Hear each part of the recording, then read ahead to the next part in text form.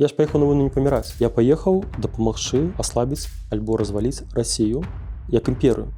Бо гэта вораг незалежнай Беларусі. А забіваць людзей гэта як? Уражанне вельмі непрыемнае, але гэта так прыгожа. Расчараванні ад вайны. Якія яны? У такіх людзей, хто можа на гэта пытанне адказаць самому сабе, ніколі не ўзнікае пытанне, што беларускі добраахвотнік гэта наёмнікі.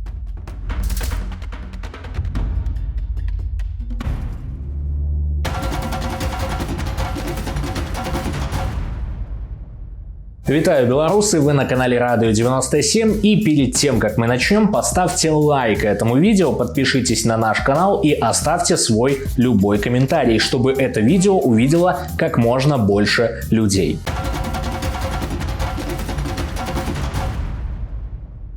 Вітаю! Вітаю, Ольга. Слухайце, адкуль пайшло кусь? Чаму кусь? Калі ў сакавіку 8 сакавіка 22 года я апынуўся ў Кіеве, праз пару дзён, не памятаю дакладна дзень, мне задалі пытанне, які ў цябе будзе пазыўны. Для мяне гэта было нечаканае пытанне. Адказу такога ў меня не было загатоўленага, і я ўспомню, што ў 20 годзе, калі я быў удзельнікам мірнага пратэсту ў Беларусі, я падпісваўся ў тэлеграме «Кусь за Беларусь». «Кусь за Беларусь» — гэта длинная назва, і я просто сказаў, давайте буду Кусь. Усе, хто потым гэта з маіх там блізкіх пачулі, гэта маіх знаёмых, вельмі так кажу, ўсё добра, ты малачна. Ну, але пазыўны ты мог бы сабе выбраць нейкі больш такі сур'ёзны, больш такі страшны. Я адказаў, што хай вораг мяне ўспрымае такім мяккім, лагодным. Мне будзе лягчэй яго перамагчы. Я ўпершыню у сваім жыцці я досыць шмат чаго бачыла. Пры мне дзеці паміралі в хоспісе. Я шмат чаго бачыла в этом жыцці. Здрады, шмат чаго. Але я ўпершыню бачу чалавека, і вот так адкрыта мы зараз будзем гаварыць з чалавекам, які забіваў людзей. Вот вайна гэта пра што? Вайна гэта пра гатоўнасць ахвяраваць матэрыяльным дабрабытам, гатоўнасць ахвяраваць сваім здароўем і гатоўнасць ахвяраваць уласным жыццём дзеля той мэты, на якой ты едзеш на гэту вайну. Мая мэта была абараніць Кіеў, бо калі Кіеў пала б Украіна, і у мяне, беларуса, не было б магчымасці вярнуцца ў Беларусь. Маё вяртанне ў Беларусь я бачыў праз Украіну. Вызваленне Украіны пасля вызвалення Беларусі. А ўжо потым, калі 10 разоў цябе не заб'юць, ты можаш кагосьці забіць там у баю, безумоўна. А калі вот так храналагічна ўзгадаць, да, вот пачалася вайна, і як хутка прыйшла думка, што трэба ехаць? Вайна пачалася, я нават не памятаю свае думкі на той момант. Я быў цалкам паглыблены ў беларускую павестку. Тады, як вы ведаеце, была рэферэндум лукашысцкі, акцыя «Два крыжыкі». Я хацеў паўплываць на беларусаў, каб яны зрабілі дзеянне. Прыйшлі, паглядзелі ў вочы гэтым удзельнікам камісій, пабачылі адзін аднаго па вачам, як мы ў 20 годзе на нядзельных маршах разумелі, што свой чужы толькі па вачам, да? І гэта таксама надавала эмоцыі. Ты разумееш, што гэтыя людзі никак не адрозніваліся ніяк, але ты разумееш, што гэта свой. Я спадзяўся, што гэта надасць ім сіл, і до 27 лютага мне гэта была думка 3 дні. 27 лютага быў мітынг, які быў за гэты супраць рэферэндума і супраць вайны ён перарос. Адначасова Святлана Ціхановская прысутнічала. Тады, памятаю, я яшчэ сказаў, што вы мой прэзідэнт. І потым я вяртаюся дадому 27 лютага. І ў мяне пытанне, а што далей? Што я магу рабіць, каб Беларусь наблізіцца да свайго вяртання ў Беларусь? Я не ведаў на гэта пытанне адказ, і ён прыйшоў выпадкова. Але патрэба ў дзеянні была проста каласальная. Мне патэлефанаваў знаёмы, і ў размове з ім я даведаўся, што ў украінскай амбасадзе ў Вільні можна запісацца ў замежны легіён. Вечарам я прыняў рашэнне, пераначаваў ноч свядома, каб раніцай потым зразумець, ці правільна я прыняў рашэнне. Раніцай прачнуўся, усё было роўна, спакойна, і 2 сакавіка я запісаўся ў амбасаду. 3 сакавіка мне патэлефанавалі, і праз 4 гадзіны ў 16 вечара 3 сакавіка я выехаў з Вільні, і 4 сакавіка ў 6 раніцы я быў у Ябарве, Львоўская вобласць Украіны. Як сям'я паставілася да вашага рашэння? Негатыўна. Што такое негатыўна? Калі казаць яркі прыклад, гэта моя Люба, моя дзяўчына, жонка. Яна просто плакала. Яна казала, што ты не паедзеш, ты пачакай, давай там з іншымі хлопцамі, там трэба, яны праз некалькі дзён збіраліся ехаць. Яна спадзявалася, што я перадумаю. Адзінае, што я сказаў, калі я ўжо ведаў, што па 4 гадзіны выязджаць, а мне яшчэ нічога не гатова, рэчы мокрыя, сушацца яшчэ пасціраныя.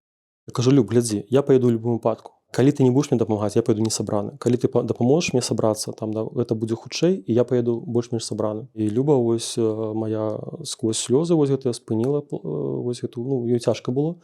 Яна дапамагла мне сабрацца і правяла мяне да украінскай амбасады, дзе мы селі, я сеў у джып з габрэем, з кіеўлянінам і з чалавекам, украінцам, які нас вёз на мяжу, украіна-польскую мяжу. Мне это узгадваецца, як там паказвалі у кіно, да? З другой сусветнай вайны. Толькі там цягнікі былі. І вот это вот жонкі, вот это вот слёзы, а тут ужо джыпы. Вот ці памятаеце вы апошнія словы жонкі, што яна казала і што вы казалі? Таму што вот это вот адчуванне, што, магчыма, вы можаце пабачыцца, а можаце не пабачыцца на гэтым свеце. А апошняе, што я памятаю так вось выразна, гэта тое, што вось яна плакала, нават калі да мне прыйшлі журналісты Белсата, ўжо там ведалі, што будзе, ну, што таке такое рашэнне прыняў. Ну, вельмі шмат знаёмых, то гэта інфармацыя хутка распаўсюдзілася. І Люба проста нават не выходзіла, ну, плакала ў сваім пакоі ў гэты момант, калі там мяне запісвалі на відэо. І я не памятаю апошнія словы, якія мы размаўлялі, ну, але падтрымку я адчуваў. Вось я словы не памятаю, але тое, што Люба моя не хацела, каб я ехаў, але я адчуваў дзе падтрымку, было. І яшчэ ў аўтобусе я там ледзь, мужыкі там два матам размаўлялі, да. І я думаю, зараз падысці да іх, можа драка наша пачацца, да, каб спыніць. Ну, там жанчыны, дзеці і мужыкі стаяць, і ўсе слухаюць там матам, па-расейску гэта ўсё, да. Думаю, зараз, ну, я зраблю завагу, пачнецца драка, мяне затрымаюць паліцыя, я на вайну не траплю, да. Але я такі думаю, ладно, окей, прайшоў праз увесь аўтобус, падышоў і так, ну, зрабіў заўвагу. Ну, мужыкі адэкватныя атрапіліся і проста ўсё, окей, мы не будзем больш. А ці часта вы ў дзяцінстве у бойках удзельнічалі? У дзяцінстве, ведаеце, я, мабыць, у такім вось узросце, мабыць, такі падлеткавы, там, можа, 17-18 гадоў, я ўдзельнічаў перыядычна ў бойках, але гэта было вельмі цікава. Заўсёды аказвалася, што я быў альбо адзін, альбо нас там двое, умоўна, трое, да? А іх там, ну, больш, чым нас. Там, калі адзін, то іх там двое-трое, да? Калі нас там двое, то іх там, ну, 6, умоўна кажучы. Але гэта былі моманты, калі вось гэта чырвоныя рысы былі перайдзены. Там, напрыклад, ну, дзяўчыну там пры мне там хтось там, ну, пакрыўдзіў, да? Нават не маю дзяўчыну. А потым былі моманты, калі вось проста каля мяне там начны клуб быў, у бараначак была драка, хлопец такі замахнуўся кулаком яго біць, я проста яго кулак перахватваю, да? Я не ведаў ні тых, я проста спыніў, каб, ну, гэтага не ўдарылі, да? Звычайна, вось мае дракі былі вось такія, вось. Калі мне чужого не трэба, але калі вось маю рысу перахадзілі, вельмі так вось, кранала мяне гэта. А калі вот вярнуцца да той дарогі, якая была ад Вільні да Кіева, да Ўкраіны, якія думкі былі? Пра што былі думкі? Я ніколі не служыў у беларускім войску, я ніколі не трымаў у руках аўтамат Калашнікова. Я бачыў па навінам, як Парашенка там прыязджае грузавік у Кіеў, раздаюць аўтаматы Калашнікова, я прыкладна так сабе уяўляў свой прыезд у Кіеў. І адна думка, якая мяне самы страх такі быў: окей, мне дадуць аўтамат, рускія штурмуюць Кіеў, я там абараняю Кіеў, ну, страляю ў рускіх, у мяне сканчваецца 30 патронаў у магазине. Як памяняць магазин? Я не ведаю. І думаю, толькі бы хапіла часу, да, вось перад тым, як уступіць у бой, каб мне паказалі, як памяняць магазин у аўтамату Калашнікова. Вось гэта у мяне самая такая галоўная была думка ў галаве. Самае моцнае ўражанне, могу сказаць, якое было. Стаім вось на мяжы, шлагбаум з украінскага боку, вось ведаеце, як фільмы пра зомбі, да? Толькі гэта не зомбі, гэта дзеці, жанчыны, старыкі, украінцы чакаюць свае чаргі, і іх там, ну, сем'ямі там пускаюць вось на пагранпераход. Там дзяўчынка вось так яе выгінае там у гістэрыкі, там, ну, дзяўчынка можа гадоў 5-6, да? Польская памежніца дапамагае там бацькам, маці на рукі бярэ. І вось гэтыя людзі, аўтобус потым заязджае туды, у гэту вось мора гэтых людзей, проста мора, і людзі проста як вада так абцякаюць. То бок колькі людзей, колькі соцень, колькі мільёнаў, да, вымушаны былі вось за гэтай вось пачвары імперыялізма, да, расейскага з'ехаць са сваёй краіны, са сваіх дамоў. А што самае складанае на вайне? Самае складанае на вайне для мяне гэта эмацыйны стан маёй Любы, якая засталася тут. Гэта было самае складанае для мяне на вайне. А ў якім яна стане знаходзілася? Вельмі цяжкі эмацыйны стан, гістэрыкі, моманты я чуў, што я яе кіну, што я не на вайну паехаў, што я проста кінуў яе, каб паехаў, ну, проста ад яе з'ехаў і вось выбраў повод, для мяне вайна была. І другі момант тое, што ёй казалі асяроддзе, людзі, беларусы, да. Першае, Саша Малайчынка, вось ёй адзін той жа чалавек кажа, а потым: але як ён мог цябе пакінуць? І вось яны вось быццам бы спачуваючы закалашвалі вось гэты цвік у гэту вось у яе эмацыйны стан, да, дадатковы. боль. Я їй кажу: Люб, ну, я для мяне галоўна, ну, для мяне гэта мэта моя, да? Без гэтага буду не я, калі вось я бы так не зрабіў. Таму вось гэтыя вось моманты, што яна мяне і падтрымлівала, і ў той жа час яна перажывала за мяне. Калі браць люты 23-го года, калі я быў у Бахмуце, цэлы месяц, ну, там часоў яр, была баявая база батальёна Волат палка Каліновскага, і там 8 кіламетраў Бахмут. Мы там дзень праз дзень там ездзілі на баявыя задачы ў Бахмуце, рабілі. Я візуальна ўбачыў, што моя Люба стала старэйшая візуальна, то бок яна пастарэла. А таму што, ну, за мяне, калі будзе пытанне, ці я лічу сябе ў гэтым вінаватым, да, я не лічу, што гэта нейкая віна моя, да, але я прымаю на сябе адказнасць, што гэта за маё рашэнне вось так на ёй адгукнулася. На жаль. А як быт арганізаваны на вайне? Як вы жылі там? Спалі, што елі, што пілі? Я калі ехаў на вайну, былі такія думкі: блин, як я там, хто там будзе, там ж такія галаварэзы, можа быць, да? А дзе мы будзем жыць там, а як там будзе там з усімі разам у адным пакоі? Ну, я ж такі трошкі індывідуаліст, да? Але нармальна, калі мы заходзілі ў нейкі склеп, падвал, там, калі ты бачыш, што галоўна, щоб быў сухі, да, і ты разумееш, так, вось столькі квадратных метраў, столькі можна карэматаў, столькі можна людзям, байцоў пакласці на гэта вось у гэтым памяшканні склепа. Спіна ў мяне непакоіла вельмі, я не мог так спаць. Я альбо на баку, нават ночы перачынаўся, каб на другі бок. Бо, ну, у меня былі праблемы з спіной і да вайны. Ну, але вось гэта дробязі, потому што сухі падвал, бетонная падлога і карэмат гэта цудоўнае месца, калі вакол штосьці разрываецца, пралятае. Калі пытанне жыцця і смерці, то гэта здаецца, ну, такім вось утульным, нармалёвым месцам. Што было самым смачным на вайне? Што запомнілася з ежы? Чарэшня. Лісічанск, пачатак чэрвеня 22-го года, з папікам ахоўлі пераправу. І вось каля нашай вось располагі ў Лісічанску быў прыватны сектар, і там расла чарэшня. Там такія трубы, труба такая вось, ацапленне праходзіла такая у ізаляцыі. Я на яе залазіў, і вось гэту смачную спелую чарэшню я проста перыядычна пад'ядаў. Сёння паеў, заўтра прыходжу зноў паеў. У мяне нават фотка ёсць, дзе там папіка з папікам, які загінуў потым з Брэстам, мы разам у гэтай чарэшні сфоткаліся. Калі казаць пра сяброўства, ці ёсць сяброўства на вайне? Сяброўства на вайне, безумоўна, ёсць. Я скажу так, што два чалавекі, ну, я да сяброўства стаўлюся вельмі сур'ёзна. Для мяне гэта не пусты гук, таму я звычайна кажу альбо прыяцель, альбо знаёмы. Таму што сябр гэта штосьці вельмі значнае. І вось я пра двух чалавек магу сказаць, што мы з імі, ну, маглі бы стаць сябрамі, але мы пачыналі сябраваць. Гэта папік, які загінуў з Брэстам, і гэта клеш, які трапіў у палон у тым баю. Вось гэтых людзей, я думаю, што больш часу, і мы бы, ну, вельмі добра пасябравалі. І то, што папік сваёй жонкі казаў пры жыцці, ну, мне гэта вельмі кранула, калі я гэта даведаўся ад яе, што Кузь для мяне як малодшы брат.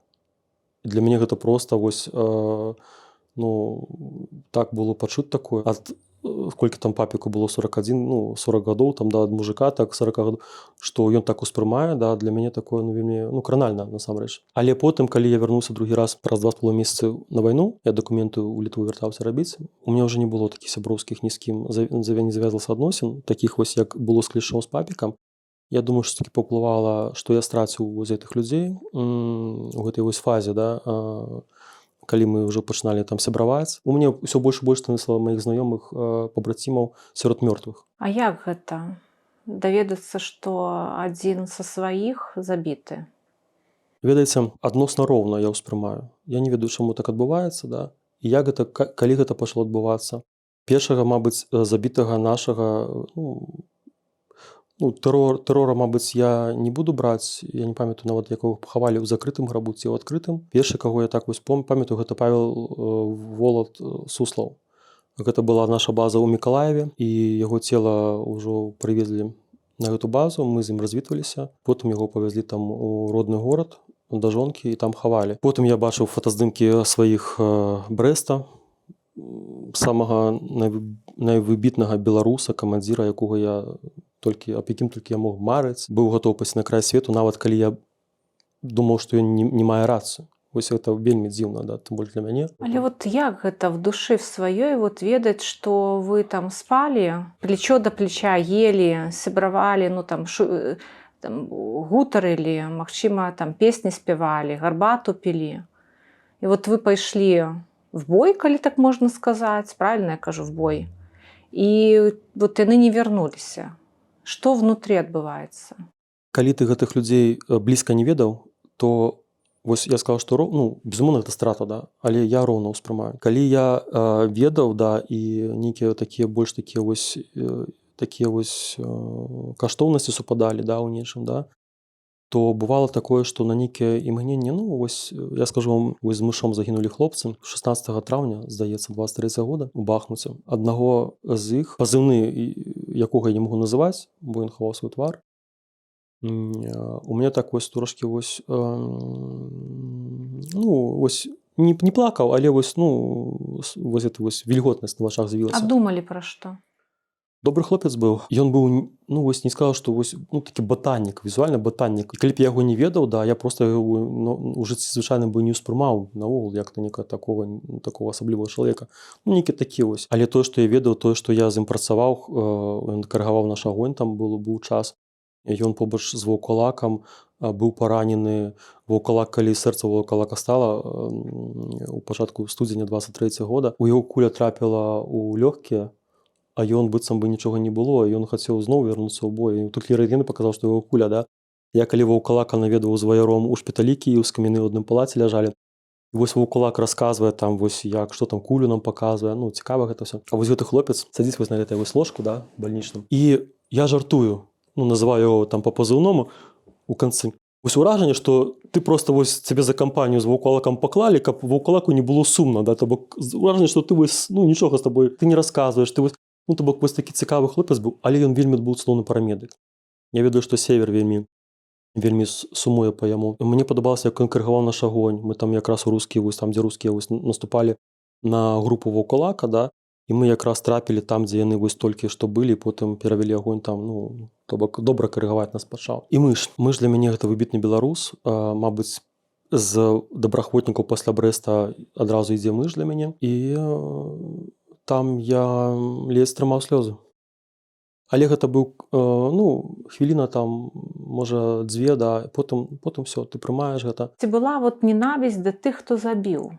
Не, я сам сябе здзіўляюся, у мяне ніколі і не было і няма ненавісці да рускіх. А яны забілі шмат маіх фактычна сяброў без 5 хвілін, маіх пабрацімаў, вельмі выбітных беларусаў, да, якія маглі дарасці да такіх вось вяршынь нашай вось беларускай грамадскай дзейнасці. Ведаеце, ёсць разуменне, што гэта вораг на чужой тэрыторыі, гэта тэрыторыя Беларусі і Украіны, гэта чужая для рускіх тэрыторыя, са зброяй у руках. І пакуль гэты вораг са зброяй у руках на маёй зямлі, на чужой для іх зямлі, яго трэба забіваць. Калі ён падымае рукі, здаецца ў палон, трэба браць у палон. Калі ён бяжыць, ну, трэба яму дапамагаць хутчэй гэта рабіць, каб ён вярнуўся на сваю зямлю. А ўжо потым, калі ён там здаўся ў палон, да, ўжо потым я магу дазволіць сабе думаць пра яго, а можа ён добры сын, а можа ён ласкавы там бацька, а можа ён цудоўны муж. Але да гэтага я ўспрымаю гэтага чалавека як ворага. І пры гэтым, калі вось мы з першага разу трапілі сапага ў рускі бліндаж пад Горлаўкай, да, 2200 рускіх, 3300 нам пацвердзілі, то у мяне вось такое было адчуванне, так, гэта ж людзі. І вось, але на 80% у мяне было адчуванне добра выкананай працы. Што наша задача трапляць у цэлі, якія нам трэба трапляць. На 20-30% у мяне была думка такая, гэта ж людзі, да, можа там сем'і, там у іх там все такое. Але я для сябе зраблю выснову, што людзьмі вы будзеце, калі вы перастанеце быць акупантамі, калі вы вернецеся да сябе дадому, і вось там я буду з вамі як з людзьмі размаўляць. Тут вы вораг, які прыйшоў з вайной на чужую тэрыторыю. Вы акупанты. І у акупанту павінна гарэць зямля пад нагамі. А забіваць людзей гэта як? Ведаеце, мабыць, гэта пытанне больш да штурмавікоў, хто вось так у упор, там 10-15 метраў, там з аўтаматам можа страляць. Мы стралялі, мы сляпыя, мы стралялі альбо з Мілана звычайна, гэта з нуля, у 1,5 кілометра, і там толькі ў прыцэл бачна, там ёсць там хто-небудзь, няма, умоўна кажучы, то бок ракета трапляе туды, да, і толькі дрон падсвечвае там дакладна там якія страты. І сапог. Ну, сапог СПГ-9 гэта проста ты сляпы, дроншчык цябе карыгуе, і ты просто разумееш, ну, ён кажа, трапіў, не трапіў, там папраўкі дае, і ты не бачыш нічога, ні разрываў, нічога. Таму, калі казаць пра мой досвед, да, то на вайне для мяне ніколі не стаяла пытанне, ці магу я забіць ворага. Для мяне там было галоўнае пытанне, гэта пытанне адчуць, наколькі ты гатовы рызыкаваць. Вы разумееце, гэта не проста, што хтосьці перад тобой паставіў людзей, ты іх расстраляў, да? Тому што расстраляць могуць і цябе. Да, гэта не тое, што рабіў ОМОН, міліцыянты беларускія, лукашэнкаўскія, да, ў 20 годзе, калі яны са зброяй там у амуніцыі супраць мірнага насельніцтва, да, супраць жанчын у тым ліку, ну там жанчын, там старыкоў, калі будзе адветка ў адказ, ёсць пагроза, тут зусім іншае адчуванне і зусім іншыя каштоўнасці стаяць на першае месца. А якое это адчуванне? А ці гатовы ты рызыкаваць сваім жыццём? Я разумею, што тая мэта, якую я перад сабой ставлю, вяртанне вольным беларусам у вольную Беларусь, і галоўны вораг для мяне гэта імперскія амбіцыі Расіі. Вось гэта мэта, якую перад сабой ставлю, яна каштуе не таго, каб я памёр, а каштуе таго, каб я рызыкаваў сваім жыццём. Я ж паехаў на войну не паміраць. Я паехаў дапамагчы аслабіць альбо разваліць Расію як імперыю, бо гэта вораг незалежнай Беларусі. А чым пахне вайна? Не ведаю. Порахам часам. Потам, у першую чаргу потам. Гэта вельмі цяжкае фізічнае напружванне. У нас першае баявое дзеянне, вось маё першае баявое дзеянне лазавое, цягнулася 25 гадзін. Нагрузка трындзец проста. Ты проста, ну, ты засынаеш проста па танкавым абстрэлам. Ты не спіш усю ноч, ідзе бой, ты разумееш, што ноччу будзе, можа, штурм з удзелам танкаў, да? Вось, калі б рускія хацелі адбіць гэту вёску. Вайна гэта пот у першую чаргу, гэта не кроў. Ужо потым кроў ідзе. А ці памятаеце вы час такі, калі былі перадышкі паміж баямі? Як там было жыццё? Адчуваеш прыроду нават на баявых. І вось побач з баявымі адчуваеш прыроду проста невыразна больш эмацыйна, больш моцна. Прыгажосць, наогул прыгажосць, якую вось, можа, ты раней у нейкіх іншых умовах менш заўважаў, ты проста пачынаеш ёю проста вось, ну, ледзь не з адкрытым ртом на яе глядзець вось такімі расплюшчанымі вачыма. То бок вось гэта вось прырода, да, гэта там ліса, да, у якую там я магу ёю стрэліць, але думаю, я яе не з'ем.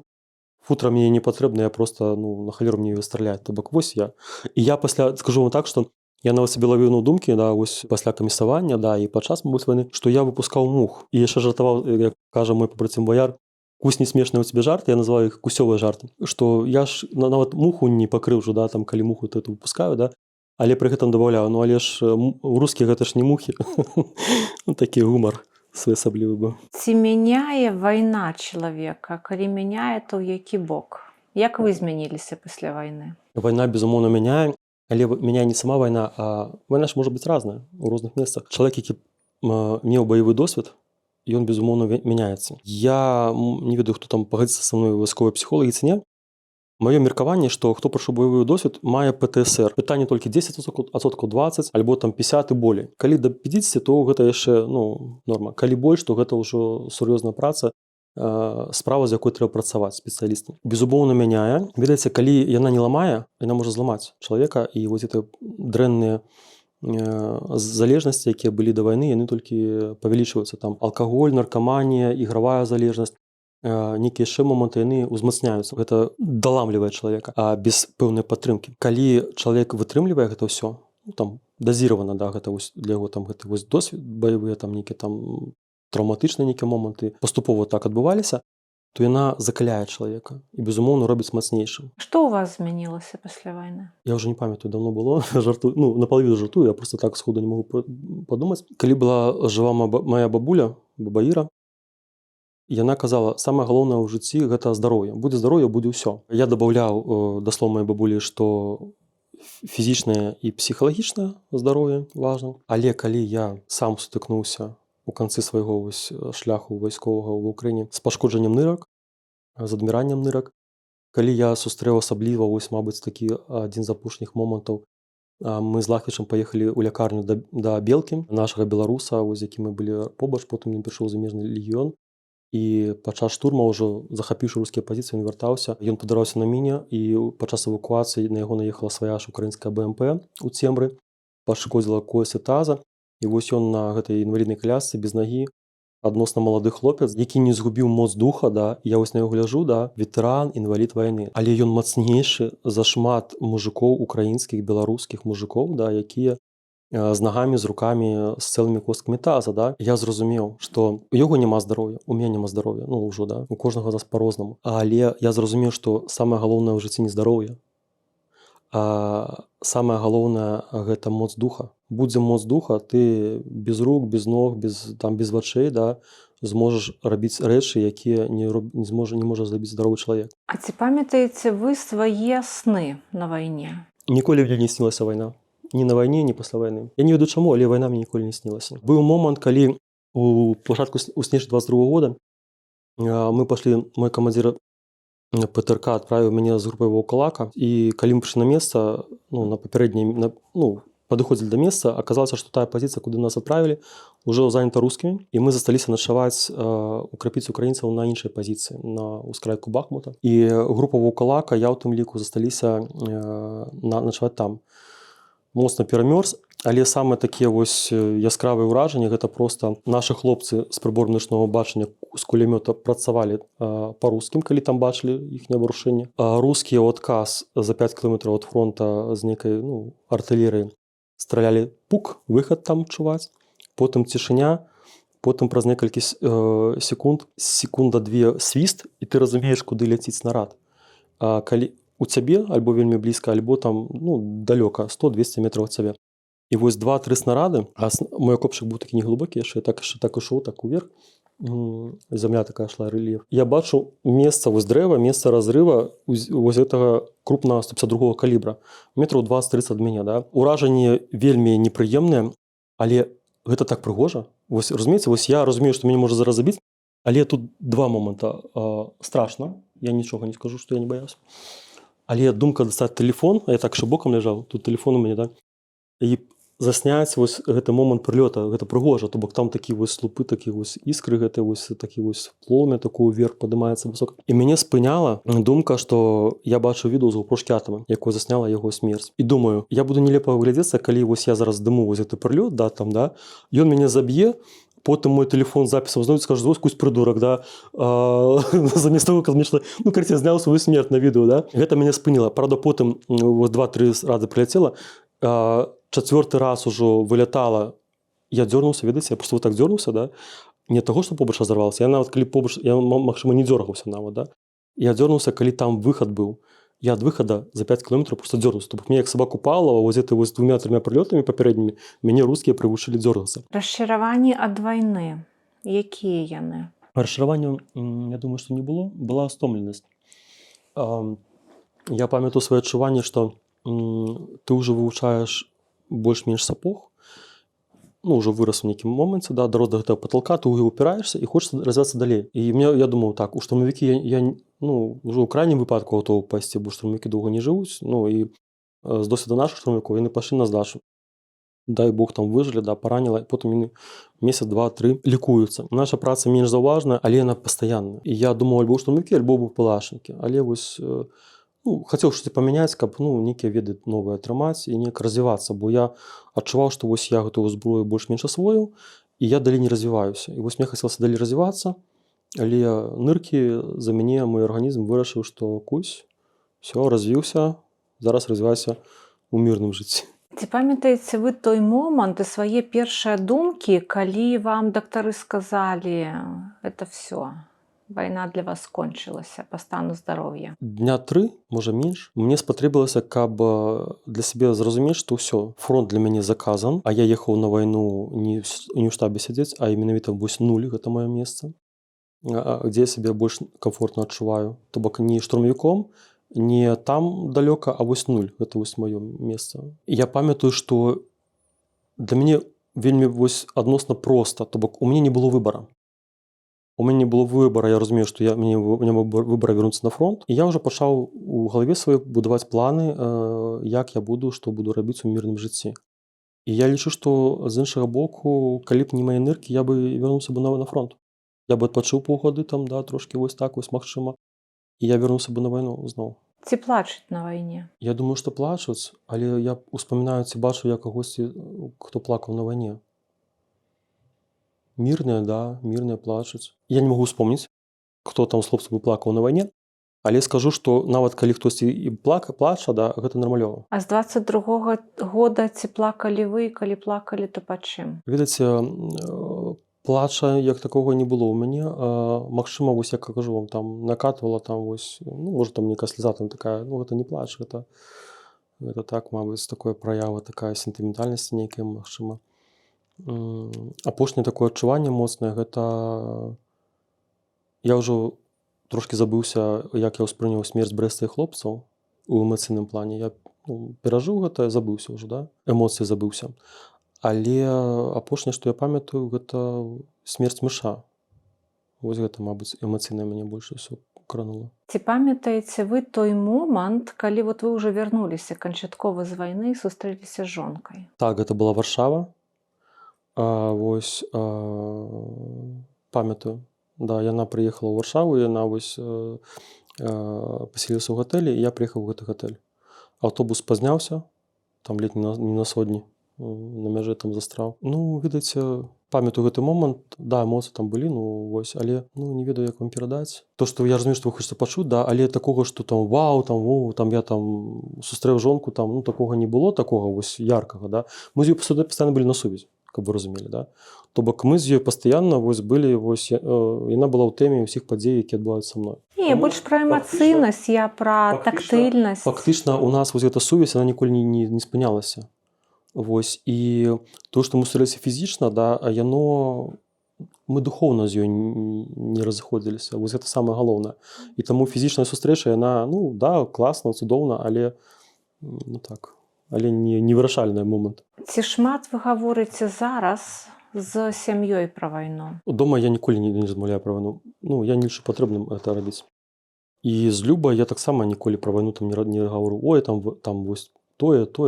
Не бывае такога. Я толькі пра вайну кажу, калі я хачу данесці, за што ваююць хлопцы, за што змагаўся я, за што змагаўся Брэст, Мэш, да. Я толькі ў такіх выпадках расказваю людзям.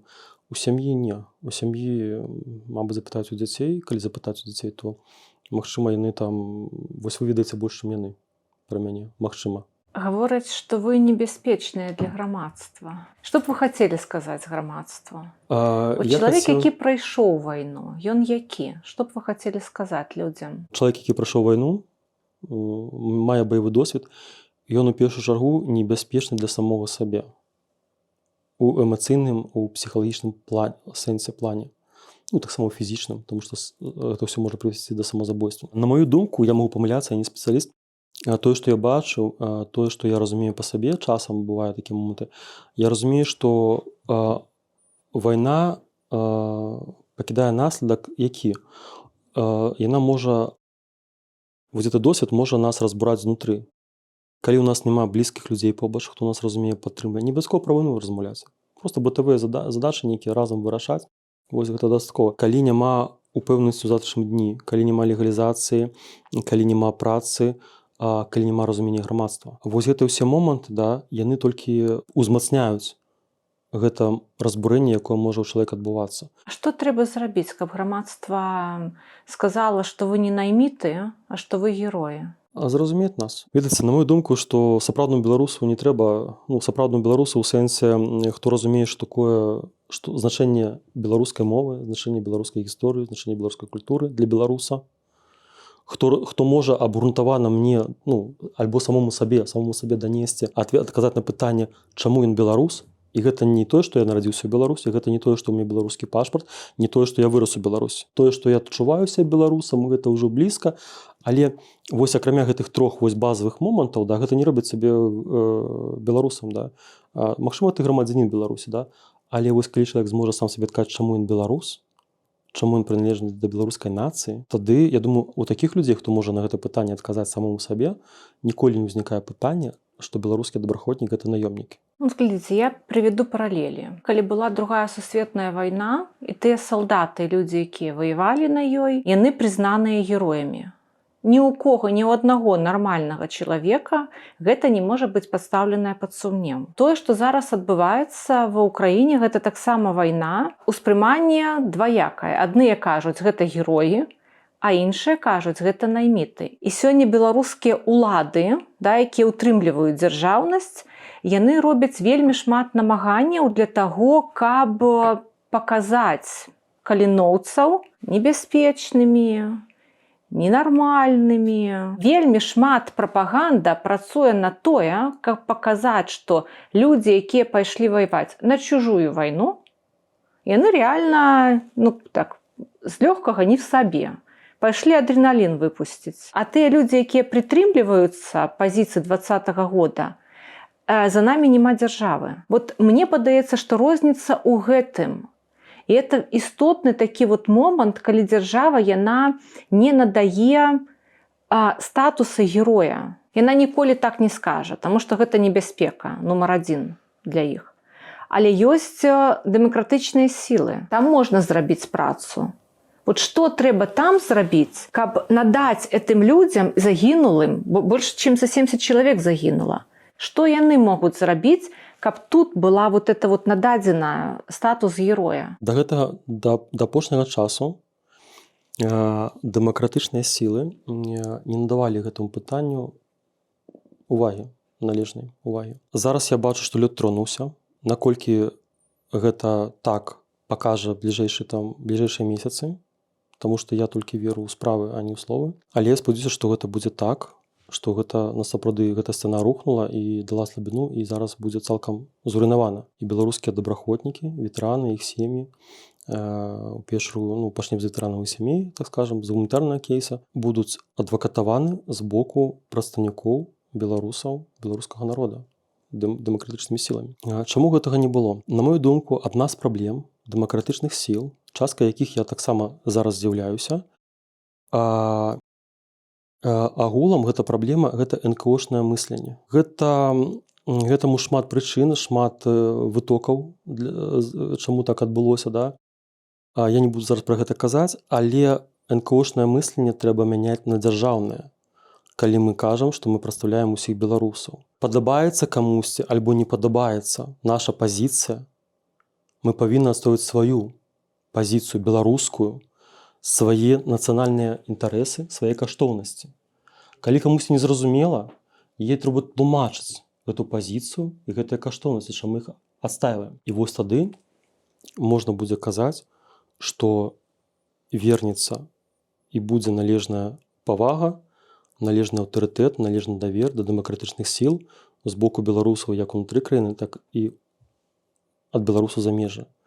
Калі мы, дэмакратычныя сілы, пачнем мысліць не як НКО, а як дзяржава, беларуская дзяржава. Не трэба баяцца агучваць сваю пазіцыю. Не трэба баяцца адстойваць сваю пазіцыю, бо ніхто ніколі не паважае таго, хто не паважае і не адстойвае свае каштоўнасці, сваю пазіцыю, якая б яна не была. Паважаю толькі тых, хто можа агучыць, адстаяць і бараніць сваё. Чужога нам не трэба, але сваё аддаваць таксама нельга. І вось добраахвотнікі, ветэраны, іх сем'і – гэта наша беларуская каштоўнасць. Гэта тыя людзі, якія набліжаюць наша вяртанне ў Беларусь. Бліц. Ідэальны дзень для вас ён які? Я прачнуўся ў вёскі маіх продкаў Дамашевічы, устаў, пайшоў, спусціўся з гэтага пагорка да возера Дамашевічскага і паплаваў, адпачыў, пазагараў. Схадзіў на магілкі сваіх дзядоў, прадзедаў у Дамашевічах. Ідэальны для мяне дзень на маёй малой радзіме. Уявіце, што ёсць магчымасць, там такі мешочак магічны, і можна там узяць нейкую суперсілу і ёй нешта зрабіць. Што б гэта было для вас? Што б вы ўзялі адтуль? Даведаўся бы, я бы так узмахнуў гэтай там чорнай палачкай, якую я там дастаў з мешочка, і ў мяне б з'явілася на маё генеалагічнае дрэва маіх продкаў, вельмі падрабязнае, хто кім быў, чым жыў, калі памер і чым займаўся. Там, хай там до 10-го стагоддзя. Вось гэта мне ідэальнае жаданне. Ведаць, хто я, ведаць свае карані.